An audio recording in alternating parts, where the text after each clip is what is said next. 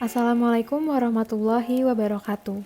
Kami dari kelompok 3 akan menjelaskan materi dari mata kuliah Perbuatan Melawan Hukum dengan dosen pengampu Bapak Sepriadi Adhan SH.MH.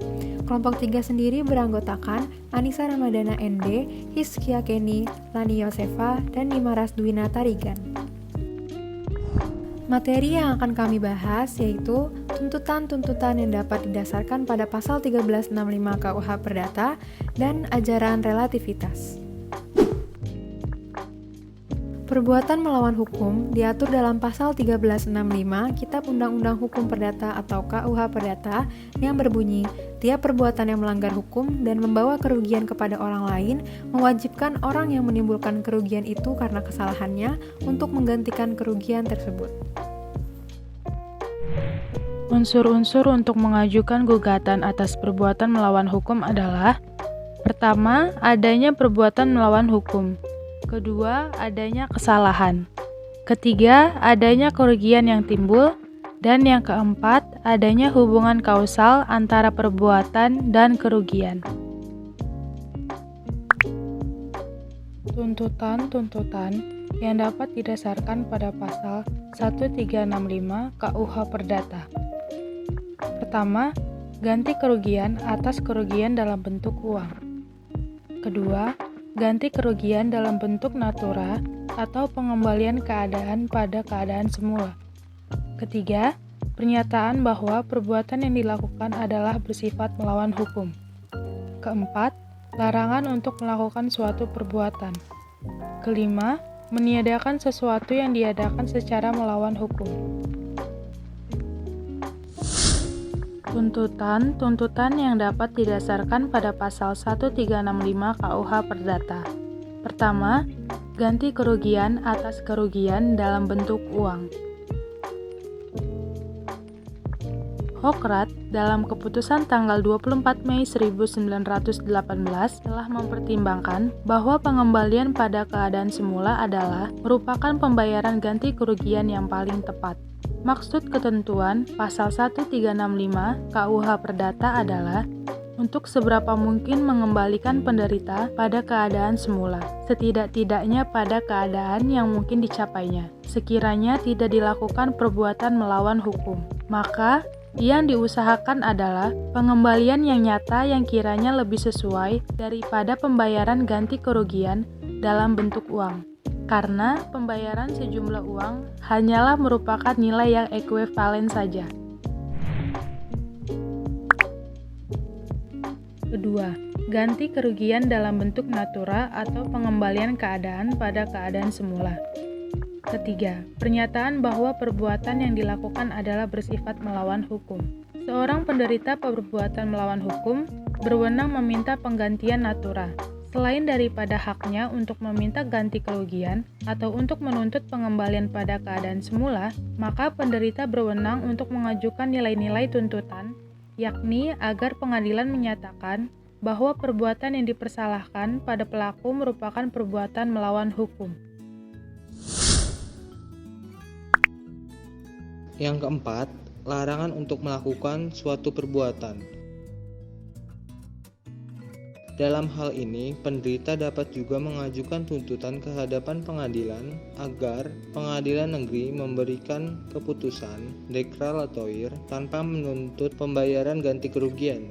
Demikian juga penderita dapat menuntut agar pengadilan negeri menjatuhkan keputusannya dengan melarang pelaku untuk melakukan perbuatan melawan hukum lagi di kemudian hari. Bila mana si pelaku tetap tidak menaati putusan untuk mengembalikan pada keadaan semula, maka si pelaku tersebut dapat dikenakan uang paksa. Yang kelima, meniadakan sesuatu yang diadakan secara melawan hukum.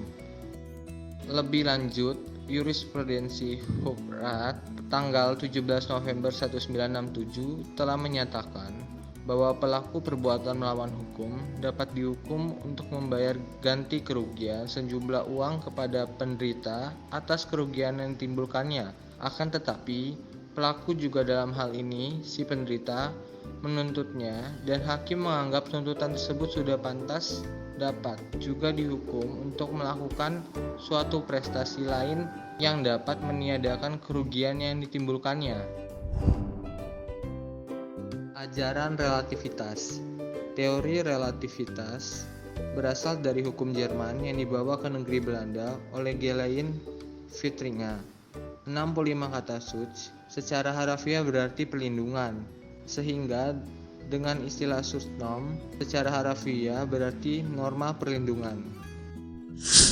Ajaran relativitas, teori relativitas atau Schutznorm teori merupakan pembatasan dari ajaran yang luas dari perbuatan yang melawan hukum.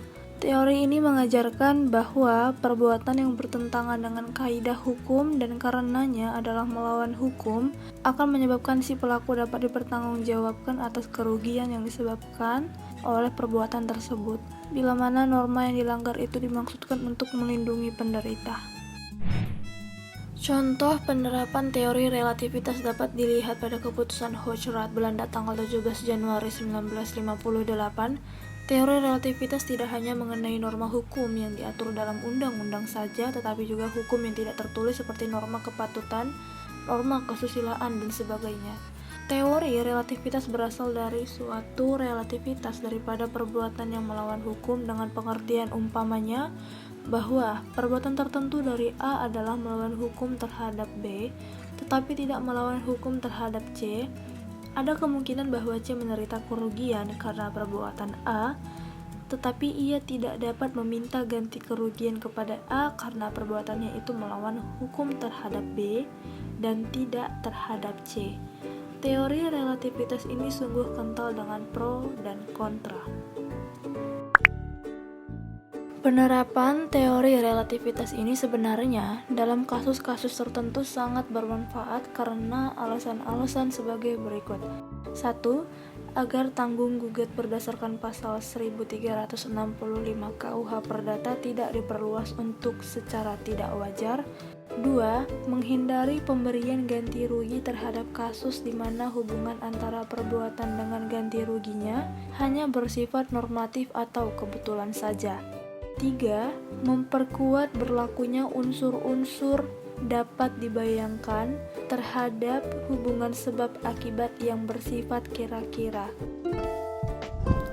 Baiklah, sekian penjelasan materi dari kelompok 3. Semoga apa yang telah kami jelaskan dapat memberikan manfaat yang baik bagi kita semua. Kami akhiri, wabillahi taufiq wal hidayah. Wassalamualaikum warahmatullahi wabarakatuh.